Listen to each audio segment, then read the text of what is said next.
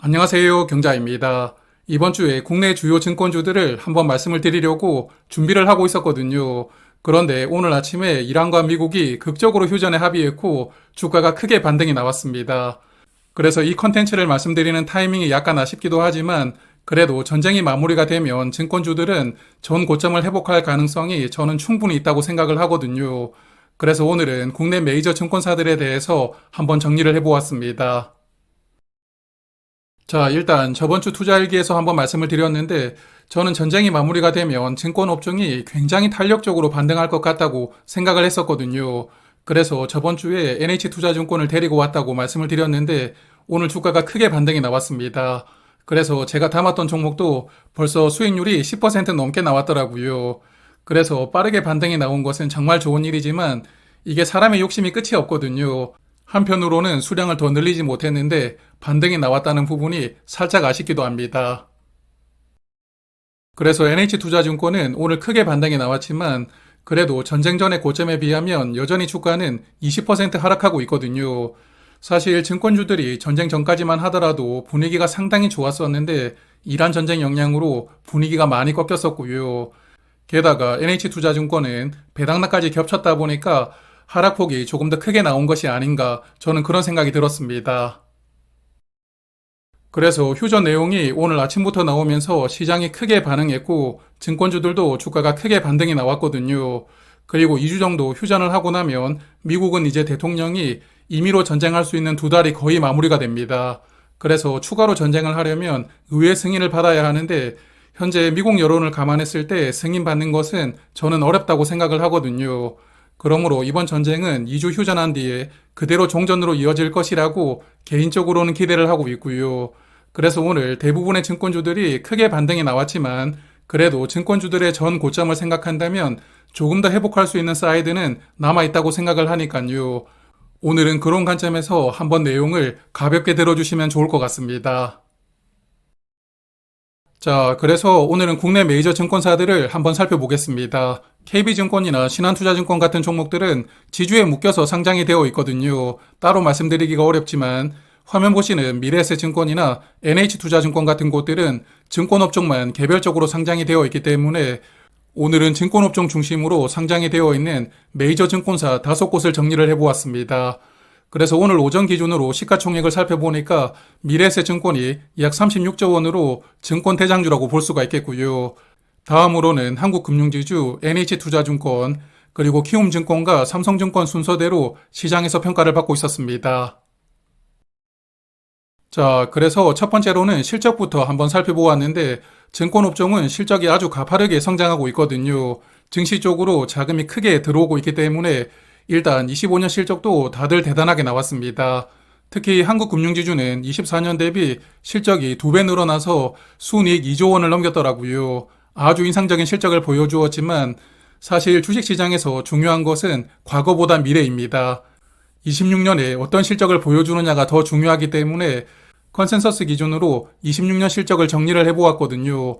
그래서 일단 올해 실적이 가장 크게 늘어날 것이라고 전망되는 곳은 미래에셋증권이었습니다. 26년에 약 2조 3천억 원의 순이익이 예상된다고 증권사들이 전망하고 있었고요.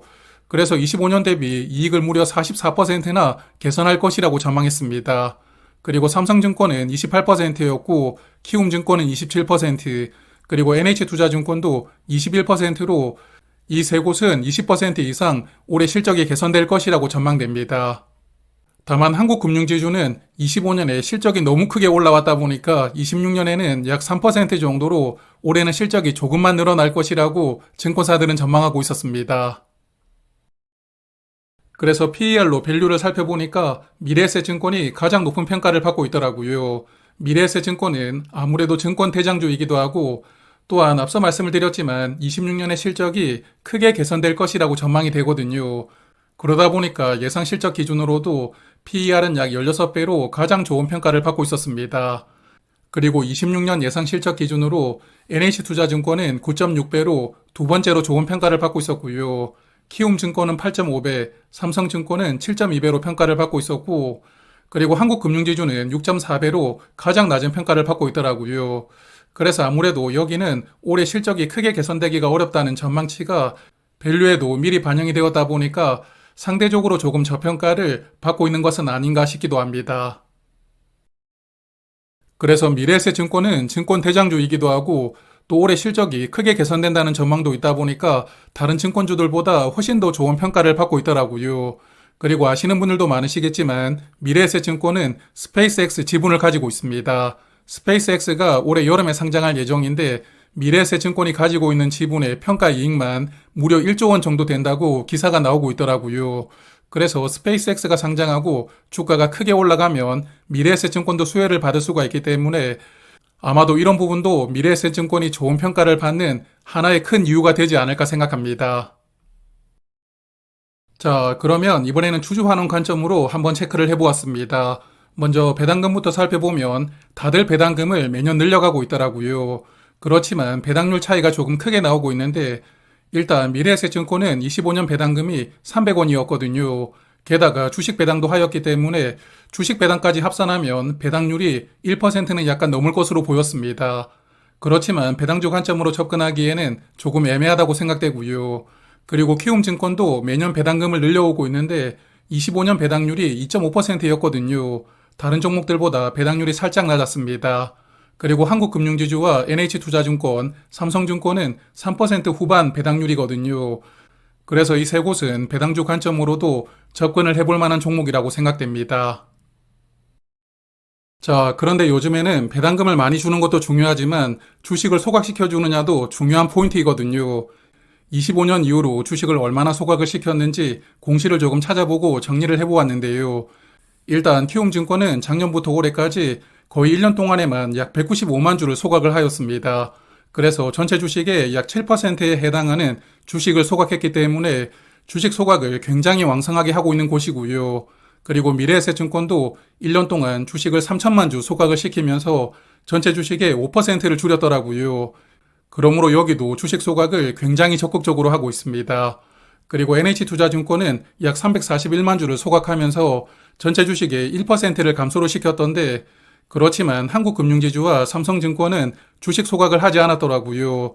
그래서 여기 두 곳은 주식 소각 측면으로 보면 조금 아쉬운 곳들이라고 생각합니다. 그래서 25년 배당률과 주식 소각까지 함께 놓고 보니까 NH투자증권은 현금 배당률이 3% 후반 정도 되고 그리고 주식도 조금은 소각시키고 있기 때문에 일단 좋아 보였습니다. 그리고 키움증권도 현금 배당률이 2.5%로 배당률이 그렇게 높지는 않지만 그래도 주식을 굉장히 적극적으로 소각을 시킨다는 게 큰 장점이거든요. 그러므로 주주환원 측면에서 투자를 판단을 해본다면 저는 NH투자증권과 키움증권을 우선적으로 검토를 해보는 것도 괜찮지 않을까 생각합니다. 자, 그리고 마지막으로는 전 고점 대비 주가가 얼마나 빠졌는지도 한번 정리를 해보았거든요. 오늘 증권주들이 주가가 크게 반등이 나왔지만 그래도 전 고점과 비교해보면 다들 10% 넘게 빠지고 있었습니다. 특히 한국금융지주와 NH투자증권은 거의 20% 정도 빠지고 있었고요. 나머지 미래에셋증권과 키움증권, 삼성증권은 대략 10% 넘게 빠지고 있더라고요. 그래서 이게 많이 빠졌으니까 올라갈 것도 많이 남았다 이렇게 생각이 되신다면 한국금융지주나 NH투자증권이 조금 더 유리할 것이고요. 또 반대로 남들보다 적게 빠지면서 지금까지 강력하게 잘 버텼으니까 앞으로 더 올라갈 수가 있을 것이다 이런 생각이 또 들 수가 있거든요. 그래서 그런 생각이 든다면 미래에셋이나 키움, 삼성증권이 조금 더 유리할 수가 있습니다. 그래서 저 개인적으로는 조금 더 많이 빠진 종목들에게 눈길이 가는 스타일이다 보니까 저는 NH투자증권으로 지난주에 선택을 했었는데요. 여하튼 오늘은 이 5종목이 비슷하게 상승을 했기 때문에 앞으로도 큰 차이가 없이 다 함께 움직이지 않을까 그런 생각도 살짝 들기도 합니다. 자, 그러면 정리를 해보겠습니다. 작년부터 코스피 대장님이신 반도체 형님들이 아주 좋은 실적을 보여주고 있고 그리고 정부 차원에서도 국내 증권시장을 활성화를 시켜보려고 여러 가지 제도를 도입하고 있잖아요. 그러다 보니까 코스피는 역대 처음으로 5천도 넘었고 6천도 넘어가는 큰 상승이 나왔고요. 그에 따라 투자 자금이 상당히 많이 들어왔는데 그러다 보니까 앞서도 보셨겠지만 대부분의 증권회사들은 엄청난 실적을 보여주고 있는 상황이었습니다. 그래서 잘 나가다가 전쟁이라는 악재를 만났고 또 조정도 크게 받았거든요. 그렇지만 이제 악재가 점점 사라지고 있기 때문에 한국 증시가 다시 전고점을 탈환할 수 있을 것이라고 보고 있고요. 그리고 이러한 과정에서 증권업종은 주도하는 섹터로서 다시 한 번 더 시장의 관심을 많이 받지 않을까 생각됩니다. 그래서 오늘은 대형 증권주 5종목을 말씀을 드렸는데 나는 무조건 대장만 선택을 한다 그러시다면 미래에셋증권을 선택을 하셔야 될 것 같고요. 그리고 주주환원 측면까지 고려를 했을 때는 NH투자증권이나 키움증권도 괜찮은 선택지라고 생각됩니다. 그리고 개인적으로는 배당주를 선택할 때 주주환원을 중요하게 생각하기 때문에 저는 NH투자증권으로 투자를 하고 있는데 여하튼 저의 선택이 뭐 큰 의미는 없으니까요. 증권주 투자를 고민하시는 분들에게 오늘 내용이 작은아마 도움이 되었으면 좋겠습니다. 그리고 지난 한 달 동안은 이란 전쟁으로 마음고생을 하신 투자자분들이 정말 많았을 것이라고 생각됩니다. 물론 저도 마찬가지였고요. 오늘 시장이 크게 반등이 나오면서 빨간색 옷으로 갈아입은 친구들도 약간은 있지만 아직도 계좌 잔고에는 파란 친구들이 많이 남아 있거든요. 그래서 갑작스럽게 시작된 전쟁으로 다들 마음고생을 많이 하셨으리라고 생각되는데 여하튼 이런 마음고생을 나중에 수익으로 다 보상받으시길 바라보겠습니다. 자, 그러면 저는 다음에 또 투자에 도움될 만한 내용 준비하고 다시 찾아뵙도록 하겠습니다. 고맙습니다.